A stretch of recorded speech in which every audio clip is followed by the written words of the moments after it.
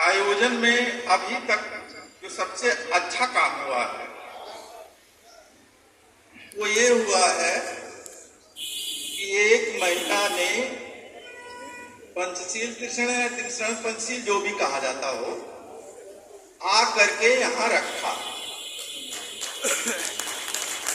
और जैसा कि हमारे जानकार दुर्गा प्रसाद यादव जी ने बताया कि पाली भाषा के उच्चारण के हिसाब से बिल्कुल ठीक ठीक जैसे रखा जाना चाहिए, उससे आमतौर पर लोग गलत करते हैं, वैसा उन्होंने रखा। कि बुद्ध धर्म में महिलाओं को बराबरी का अधिकार प्राप्त नहीं था। यही परंपरा भी चल रही थी, यही रिवाज भी चल रहा था, यही मान्यता भी चल रही थी। और जो डॉक्टर अंबेडकर समता के मुख्य मूल्य के चलते ही बुद्ध धर्म ग्रहण कर रहे हो, वो ऐसा धर्म कैसे ग्रहण कर सकते थे जिसमें आधी आबादी को समता का बराबरी का अधिकार ही नहीं प्राप्त? क्योंकि डॉक्टर अंबेडकर का अगर एक मूल्य अगर कोई बात करे, एक की अगर करना हो तो वो मूल्य है सबसे बड़ा समता।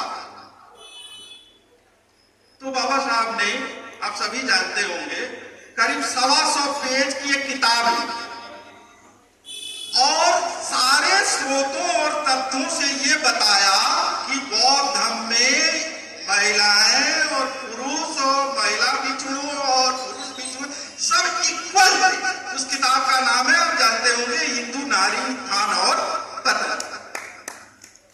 और बाबा साहब ने एक बात और है, जिसको जो फायदा होता है, किसी व्यक्तित्व के बारे में हर आदमी उतना ही बात करता है जिससे उसको जितना फायदा होगा।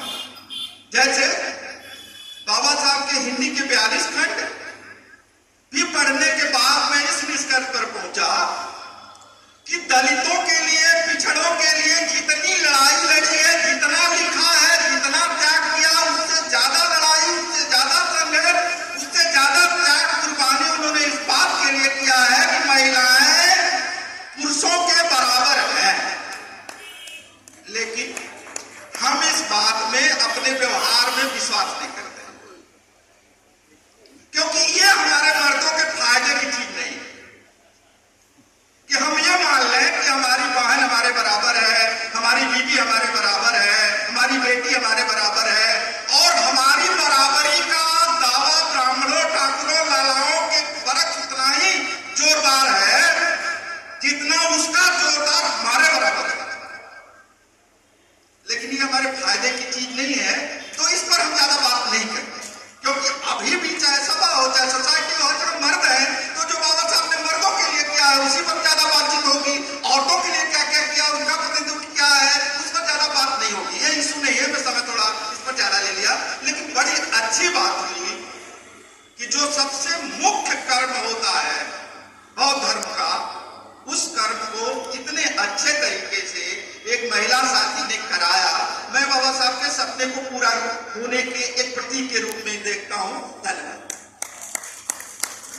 अब 2-3 बातें, बहुत विस्तार में नहीं जाऊंगा, समय भी कम है और बहुत अवधारणा। डॉक्टर अंबेडकर के तीसरे गुरु, और ये ध्यान लीजिए कि अंबेडकर गुरुओं का चुनाव ऐसे नहीं करते थे। यूरोप में पढ़े, अमेरिका में पढ़े, विश्वविद्यालय में पढ़े, किसी को उन्होंने गुरु नहीं कहा। गुरु मतलब मार्गदाता। तो उनको वो मानते हैं कि 3 लोगों ने उन्हें मार्ग दिखाया, बुद्ध, कबीर और फूले।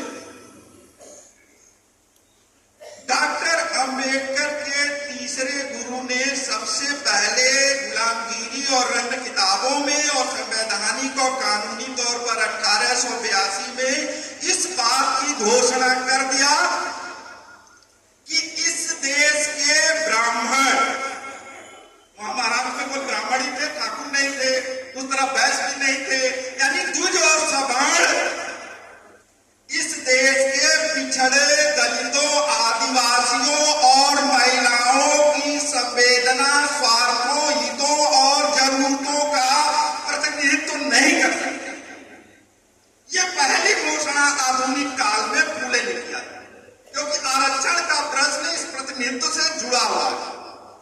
और उन्होंने इतना ही नहीं कहा, उन्होंने ये भी घोषणा कर दिया कि वो कर ही नहीं सकते, बल्कि सारे ऐतिहासिक प्रमाण ये है कि इस देश के द्विज सवर्ण ब्राह्मण जो भी है वो ऐतिहासिक तौर पर अपनी संवेदना, अपने विचार, अपने आचरण, अपने चिंतन, अपने मनन, अपनी किताब, अपने लेखन, अपने सभी कर्मों में दलितों, पिछड़ों, आदिवासियों और महिलाओं के खिलाफ काम करते रहे हैं।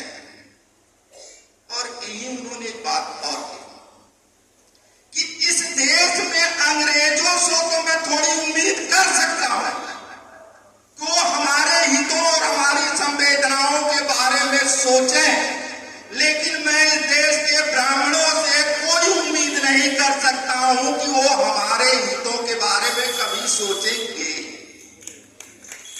आरक्षण की अवधारणा की बुनियाद इस बात में निहित है। एक छोटी सी और बात,